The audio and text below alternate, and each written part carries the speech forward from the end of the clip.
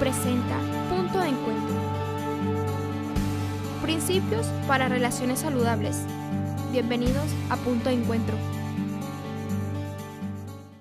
Hola, bienvenidos a Punto de Encuentro. Una vez más estamos aquí para hablar principios de reino para tener relaciones saludables. Como hablamos en el capítulo anterior, todo empieza por la desconfianza, por la incredulidad, por no creer en aquello que Dios dice. Y quiero que vamos en sus Biblias de una vez a ver cómo entra o cómo fue que empezó todo esto de la desconfianza, de la incredulidad en el ser humano. Génesis capítulo 3, versos 1 al 5 dice que la serpiente era el más astuto de todos los animales salvajes que el Señor Dios había hecho. Cierto día le preguntó a la mujer: ¿de veras Dios dijo que no deben comer del fruto de ninguno de los árboles del huerto? Estaba ya cambiando sutilmente lo que Dios había dicho. Claro que podemos comer del fruto de los árboles del huerto, contestó la mujer. Es solo del fruto que está en medio del huerto del que no se permite comer. Dios dijo, no deben comerlo, ni siquiera tocarlo. Si lo hacen, morirán. No morirán, respondió la serpiente a la mujer. Dios sabe que en cuanto coman del fruto se les abrirán los ojos y serán como Dios, con el conocimiento del bien y del mal. Vemos cómo ahí se pone la tentación. ¿Cuál fue la tentación? Meter la duda de si lo que Dios dijo es real o no es real. La tentación es eso, crear desconfianza, poner dentro un pensamiento de no es completamente cierto lo que Dios dice, no son sus motivaciones completamente buenas. Pero el pecado es cuando los seres humanos, nosotros, tú y yo, admitimos esa duda y entonces obramos. ¿Cómo? Haciendo no lo que Dios dijo, sino lo que el enemigo nos sugiere que hagamos. ¿Es pecado dudar? Esa pregunta me la han hecho muchas veces. Si es pecado dudar. No, realmente creo que es hasta sano dudar. El problema o el pecado es cuando nosotros cedemos a esa duda. Cuando no vamos a nuestro Padre para que Él nos afirme la verdad, para que Él nos diga lo que tenemos que hacer. Y entonces obramos no lo que nuestro Padre nos ha dicho, sino lo que el enemigo nos sugiere que hagamos. Un ejemplo bien claro de esto es Jesús, cuando está en el huerto de Getsemaní. Jesús está orando y Él tiene duda y le pregunta al Padre: Padre, si será esto lo que tengo que hacer, pasa de mí esta copa. Básicamente hay otro plan, hay otra manera de hacerlo. Y el Padre le responde no. Y finalmente Jesús dice, ok, entonces que se haga tu voluntad y no la mía. Entonces no pecó, aunque tuvo duda. Pecado es cuando el enemigo siembra la duda, nos tienta y nosotros terminamos sucumbiendo a esa duda, a esa tentación, haciendo lo que Él nos sugiere y no lo que Dios nos dice que hagamos. Cuando hacemos eso, cuando pecamos, entonces la advertencia del Señor es, vendrá la muerte. Y estoy hablando en este momento a personas que ya han nacido de nuevo. Estoy hablando a cristianos, a gente que ya ha aceptado que por esos pecados, por haber vivido en desobediencia, por haber vivido fuera de la voluntad de Dios, hemos muerto porque nacimos muertos gracias a esa desobediencia de Adán, pero que el Padre envió a su Hijo Jesucristo para pagar por esos pecados y que cuando nosotros aceptamos ese señorío de Jesús y creemos que Él es la palabra que se hizo hombre y actuamos conforme a esa palabra, entonces tenemos la vida eterna y la vida abundante. Sin embargo, el problema es que vemos una gran cantidad de personas en el pueblo cristiano, en el pueblo de Dios, que no ven obrar a Dios en sus vidas, que no lo ven obrar a través de ellos. ¿Y por qué será? Porque aunque asisten a las iglesias y aunque hacen muchas cosas religiosas y cumplen con supuestamente muchos mandatos y ordenanzas, no ven el poder de Dios en sus vidas. A ese tipo de personas es que estoy hablando. Esa incredulidad de la que el enemigo habló a Eva y es la que nos habla a ti y a mí todos los días de nuestra vida, esa desconfianza, cuando se admite, es la que detiene la mano de Dios. La incredulidad impide que Dios obre y quiero demostrártelo bíblicamente. Marcos capítulo 6, verso 2 al 5. El siguiente día de descanso comenzó a enseñar Jesús en la sinagoga y muchos de los que lo oían quedaban asombrados y se preguntaban, ¿De dónde sacó toda esa sabiduría y el poder para realizar semejantes milagros? Y se burlaban. Es un simple carpintero, hijo de María y hermano de Santiago, José, Judas y Simón. Y sus hermanas viven aquí mismo entre nosotros. Se sentían profundamente ofendidos y se negaron a creer en él. Entonces Jesús les dijo: un profeta recibe honra en todas partes, menos en su propio pueblo y entre sus parientes y entre su propia familia. Y debido a la incredulidad de ellos, Jesús no pudo hacer ningún milagro allí, excepto poner su mano sobre algunos enfermos y sanarlos. Miren esto. Todos ellos sabían que Jesús tenía autoridad. Todos ellos sabían que Jesús hacía milagros. Sin embargo, no creían en él lo suficiente como para obedecerlo. Aunque sabían que él podía hacerlo, pero no le creían como para obedecerlo. O sea que saber que Dios existe, saber que Dios es real, saber que Dios es poderoso, decir que sí, que hay un Dios, no es lo mismo que creer en él, porque creer en él significa obedecerlo. Y dice claramente aquí la palabra que por causa de que ellos no creyeron en él, él no pudo hacer milagros. Increíble que ese Dios todopoderoso no pudo hacer milagros. Jesucristo no pudo hacer milagros sencillamente porque la gente no le creyó.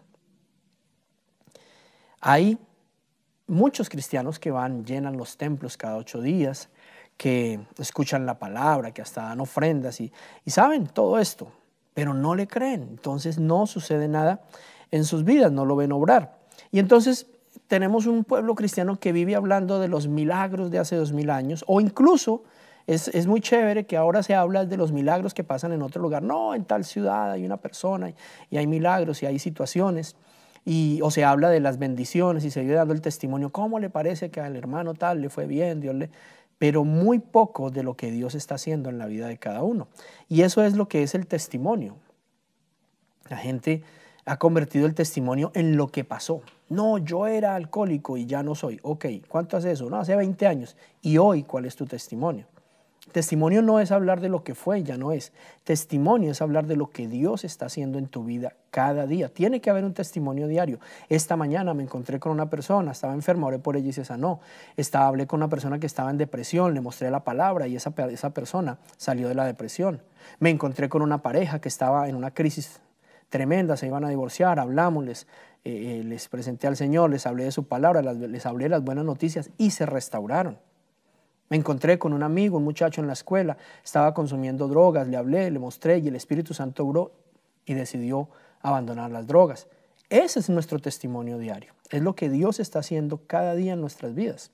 No es necesariamente hablar de lo que hizo hace 2000 años o hace 20 o 30 años o de lo que hizo en la vida de otros, sino lo que está haciendo en ti y a través de ti. Pero solamente es cuando reconocemos e identificamos que hay incredulidad o desconfianza en nuestro corazón y podemos ser libres de ella, que dejamos que Dios actúe. Vamos a ver cómo funciona eso. Jesús dijo: id y haced discípulos a todas las naciones, bautizándolos en el nombre del Padre y del Hijo y del Espíritu Santo. Equípate en naonline.ca. Ahora continuamos en Punto de Encuentro. Marcos capítulo 9, versos 17 al 27, nos habla la historia de un padre que fue a los discípulos de Jesús para que sanaran a su hijo y ellos no pudieron. Entonces viene Jesús y les pregunta ¿qué es lo que pasa? Marcos 9, 17 al 27. Maestro, respondió un hombre de entre la multitud, te he traído a mi hijo, pues está poseído por un espíritu que le ha quitado el habla. Cada vez que se apodera de él, lo derriba, echa espumarajos, cruje los dientes y se queda rígido. Les pedí a tus discípulos que expulsaran al espíritu, pero no lo lograron.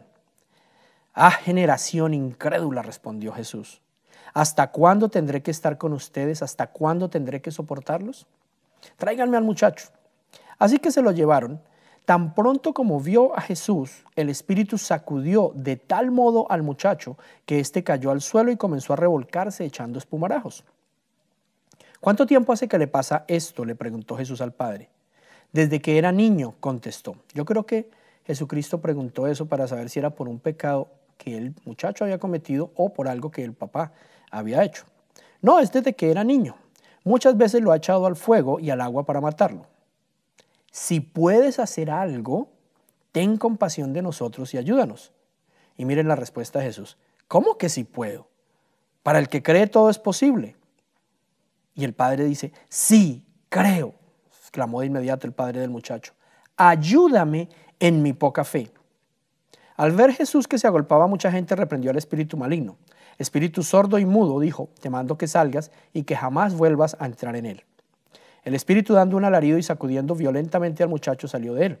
Este quedó como muerto, tanto que muchos decían ya se murió, pero Jesús lo tomó de la mano, lo levantó y el muchacho se puso de pie.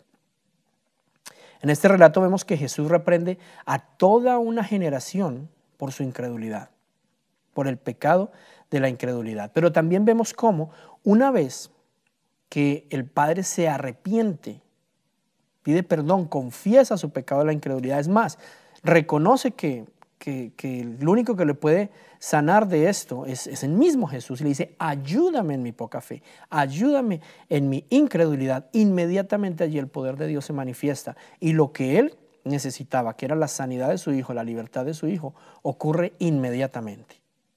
¿Por qué? Porque renunció a la incredulidad, confesó su incredulidad.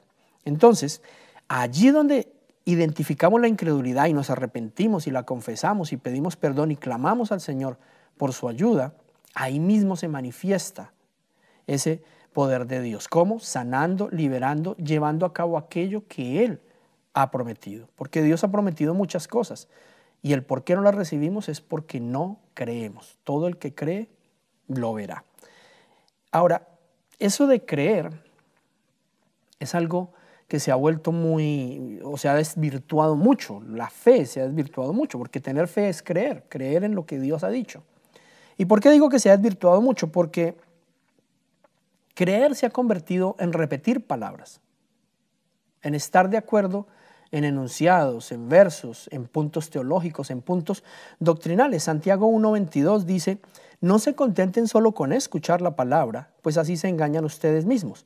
Llévenla a la práctica, llévenla a la práctica. ¿Qué hemos convertido la fe? ¿Qué hemos convertido el creer? En decirle a una persona, mira, aquí dice tal cosa, ¿lo crees? Sí. O estamos de acuerdo, entonces ya los dos creemos lo mismo. Y eso no es creer, eso no es lo que la palabra de Dios llama creer. No es simplemente oír una doctrina y decir, ok, yo la repito. Entonces le decimos a una persona, tú crees y entonces repítelo. Repite conmigo. Y si la persona lo repite, decimos, ya crees igual que yo. Eso no es exactamente lo que Dios está hablando. Miren, sigamos avanzando porque nos interesa es lo que dice el Señor. Santiago 2:14 dice, hermanos míos, ¿de qué les sirve a uno alegar que tiene fe si no tiene obras? ¿Acaso podrá salvarlo esa fe? O sea, no es decir y alegar y refutar y pelear incluso con la gente por doctrinas o por puntos diciendo yo creo, yo sí creo, yo sí, mira, y discutir puntos. Eso no es creer. Lo que está diciendo aquí es que si creemos, entonces hacemos las cosas como Él dice, hacemos las obras que Él dice y de la manera que Él lo dice. Eso significa creer. Hacer lo que Él dice, lo que el Padre Celestial dice, ¿dónde? En su palabra, y hacerlo como de la manera que Él lo dice. La Biblia es bien clara cuando advierte en Santiago 2:14 y Santiago 2:17, hermanos míos, ¿de qué le sirve a uno alegar que tiene fe si no tiene obras? ¿Acaso podrá salvarlo esa fe? 2:17 dice, la fe por sí sola, si no tiene obras, está muerta. Entonces esto no es por alegar y por discutir quién tiene la razón, qué doctrina seguimos y cuál es la mejor, sino si tenemos obras. ¿Y qué son las obras? La manifestación de que estamos haciendo lo que Dios dice, o sea, obediencia, la justicia de Dios. Eso es la fe. No es repetir yo creo, no es decir yo sí creo, no, es manifestarlo con nuestras obras. Ahora, ¿cuáles deben ser nuestras obras? Las del Padre, las que manifiestan la naturaleza del Padre, las características del Padre. A eso fue que vino Jesús al mundo, a manifestar al Padre. Por eso Jesús en múltiples ocasiones en los evangelios tú lo encontrarás diciendo, miren, es que si usted quiere conocer al Padre, míreme a mí. Si usted quiere saber cuáles son las obras que hace el Padre, pues son las obras que yo hago. Yo no hago lo que yo quiero, yo hago lo que veo al Padre hacer. En cuanto a lo que él hablaba, Jesús también siempre decía, yo no les digo mis propias palabras, yo les digo lo que le escucho decir al Padre.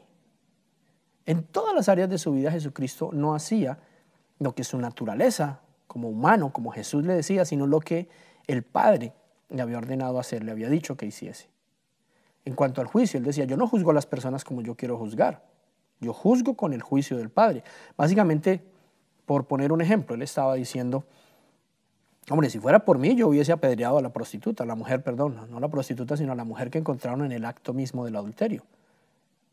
Pero no juzgué con mi juicio, juzgué como juzga el Padre. Entonces, en todo él manifestó al Padre. ¿Cuál debería ser entonces el resultado de nuestra fe, de nuestra obediencia? Que hagamos todo como lo hace el Padre, que digamos lo que dice el Padre, que juzguemos como juzga el Padre.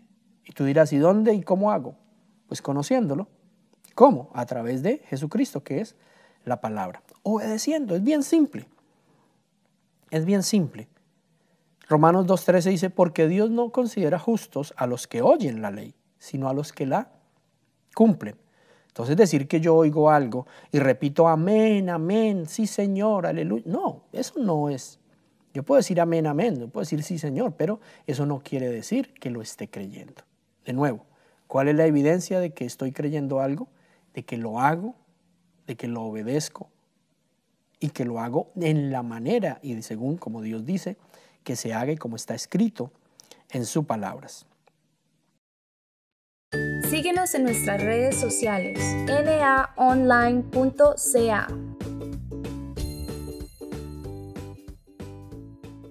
Ahora continuamos en Punto de Encuentro.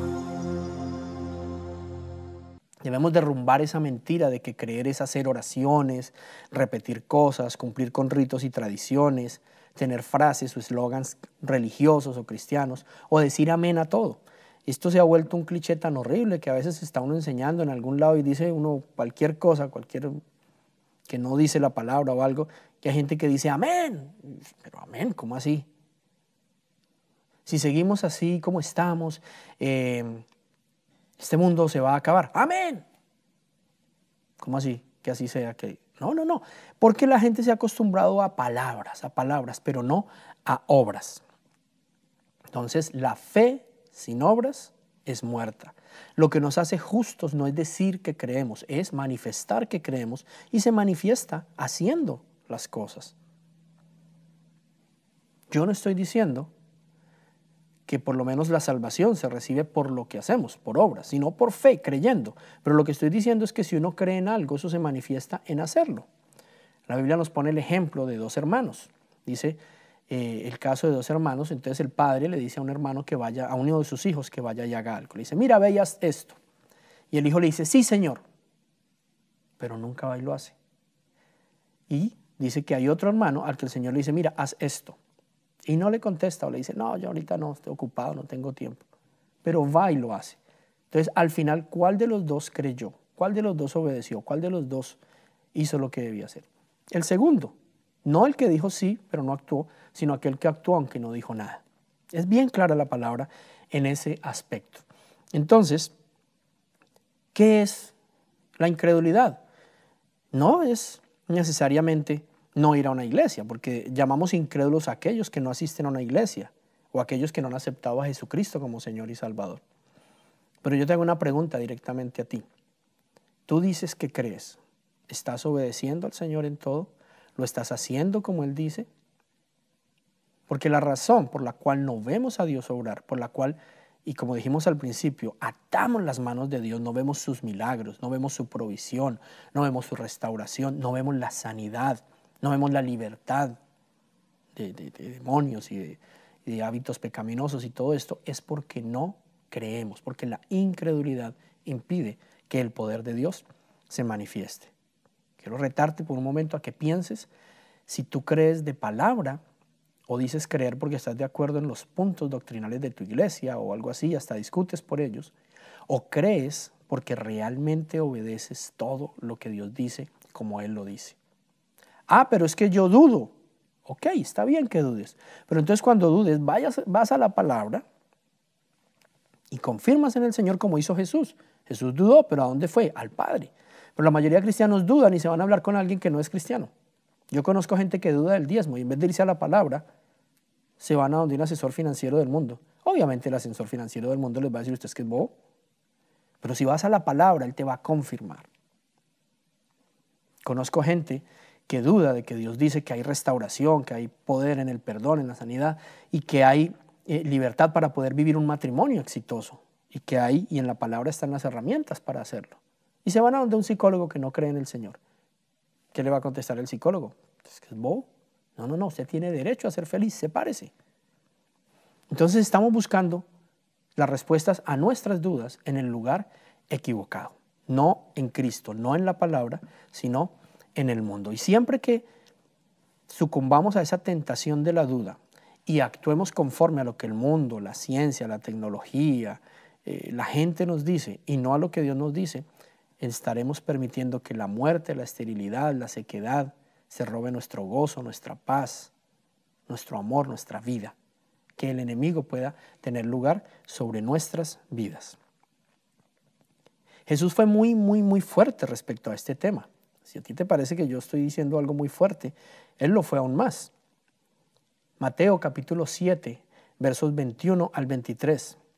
Él dice, no todo el que me dice Señor, Señor entrará en el reino de los cielos, sino solo el que hace la voluntad de mi Padre que está en el cielo. Muchos me dirán en aquel día, Señor, Señor, ¿no profetizamos en tu nombre y en tu nombre expulsamos demonios e hicimos muchos milagros? Suena como a gente que iba a una iglesia, ¿o no? Entonces les diré claramente, jamás los conocí, aléjense de mí, hacedores de maldad. ¡Wow! Aléjense de mí, hacedores de maldad. ¡Qué tremendo! O sea que dicen, pero te dijimos Señor, Señor, íbamos a la iglesia, alzábamos la mano, es más, profetizamos, hicimos milagros, cosas en tu nombre. Sí, pero no obedeciste. A veces creemos que tener al Espíritu Santo es hacer o manifestar dones. Si bien es cierto, los dones del Espíritu Santo son reales, pero conozco personas llenas de dones que no viven vidas agradables a Dios. ¿Por qué? Porque el don es irrevocable. Hay personas y que tienen dones. Y que Dios te use no quiere decir que Dios te apruebe. Lo que pasa es que Dios te da un don. Y como Él no miente ni se puede arrepentir, entonces Él no te lo quita. Entonces el don queda ahí. Pero si tú no estás honrando al Señor, por eso Jesús dijo que los conocerás por sus frutos, no por sus dones. No te dejes guiar por todo eso. Que Dios te use no quiere decir que te aprueba. Creer en Dios significa que le obedeces y eso se manifiesta porque haces las obras de Él aquí en la tierra. La gente muchas veces asiste a una iglesia por sentirse bien, por tener amigos y piensan que la iglesia está para su servicio. Por eso la gente se va de las iglesias. La gente rara vez se va de una iglesia porque Dios le habló. Si Dios le habló de moverse es porque va a dar más fruto en otro lugar, porque va a hacer cosas inmensas en otro lugar, porque Dios lo va a usar. Pero hay gente que se va sencillamente porque no se siente bien, porque la gente, porque los amigos, porque ya no estoy cómodo. Pero realmente uno no está en un lugar por la gente, ni por los amigos, ni por su propio placer. Uno está en una congregación para llevar a cabo el plan de Dios. Mira lo que dice Lucas 8:21. Estaba Jesús haciendo milagros, enseñando a la gente, y vinieron y le dijeron, mira, te necesitan en la puerta tu mamá y tus hermanos. Y él contestó, Lucas 8:21. Mi madre y mis hermanos son los que oyen la palabra de Dios y la ponen en práctica. Así que, pues, te pido que reflexiones en esta enseñanza, que reflexiones en lo que Dios está hablando a tu corazón hoy. ¿Realmente confías en el Señor? ¿Realmente crees en el Señor? O sea, ¿realmente tienes fe? Porque sin fe es imposible agradar a Dios. No creer significa incredulidad. Y la incredulidad impide que el poder de Dios se manifieste. No confiar en Dios fue el pecado que cometió Adán y Eva, y por medio de ese pecado, que fue el origen del pecado, el pecado original, entró el pecado a toda la humanidad. Pero en el día de hoy, esa misma desconfianza es la que permite que la muerte entre en algún área de tu vida, en las finanzas, en tu matrimonio, en la relación con tus hijos, con tu jefe, en cualquier área de tu vida. La enfermedad misma es el resultado de no creer en lo que el Señor dice. Así que me gustaría que termináramos orando en este día, pidiéndole perdón al Señor por esa incredulidad. Así como ese padre que vimos en las Escrituras, que al ver a su hijo enfermo y ante la pregunta de Jesús, si puedes creer, se arrepintió, confesó su pecado y entonces obtuvo la libertad para su hijo. No sé cuál es tu situación, no sé por qué estés pasando, pero confío en el Señor que esta palabra hace que haya una gran esperanza en este momento, que se traduzca en una fe firme para creer que lo que el Señor dice es verdad. Su voluntad es buena, agradable y perfecta para tu vida, y si hay algo menos que eso en ella, es porque has dudado. Padre, te pido que esta palabra obre en cada corazón de los que están escuchando, Señor, y que la incredulidad y la tentación de ceder a la duda, a la desconfianza de lo que tú dices, sea cancelada ahora mismo. Que cada uno de ellos pueda en este momento abrir su boca y decir: perdóname, me arrepiento de mi incredulidad, ayúdame a tener fe, ayúdame a creer. En el nombre de Jesús, te bendigo y deseo que reflexiones en esta enseñanza, deseo que no la dejes simplemente como un capítulo más de una serie, sino que puedas reflexionar en esto y entender que si hay algo que no es lo que manifiesta las características de Dios en tu vida, no es porque Dios lo quiere, es porque hay un enemigo que te hizo creer, que te convenció, como Adán y a Eva, de que eso era lo correcto. Te bendigo en el nombre del Padre, del Hijo y del Espíritu Santo. Nos vemos en el próximo capítulo de Punto de Encuentro. Gracias por sintonizar nuestra programación.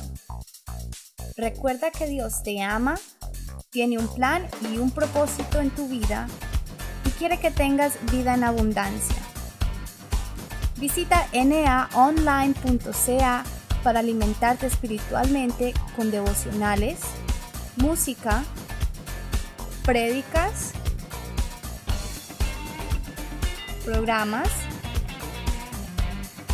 y discipulados. Síguenos en nuestras redes sociales.